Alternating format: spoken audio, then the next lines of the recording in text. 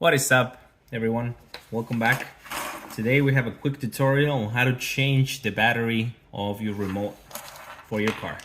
This is a Subaru BRZ controller. This is kind of like the older style key fob, and in this key fob you have a push button right here.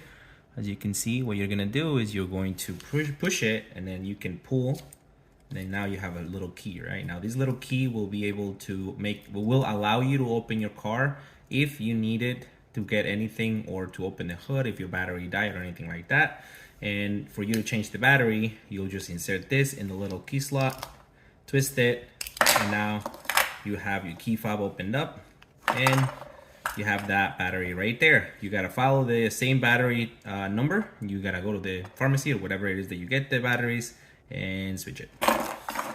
Similarly, you will have a key fob on a newer model Subarus, which is this type, and then you're gonna press that button. You're gonna release the key, same as the other. Now you have a little key fob, key slot right here, and what you're gonna do is you're gonna press it the same way, and you're gonna twist it. All right, let me rephrase that. For that, you will need a little bit of Phillips screwdriver. You're gonna do the same way, twist it, and that's gonna split it open.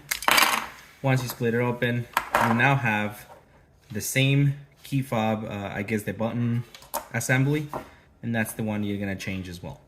I hope this video helps. I'll catch you in the next one.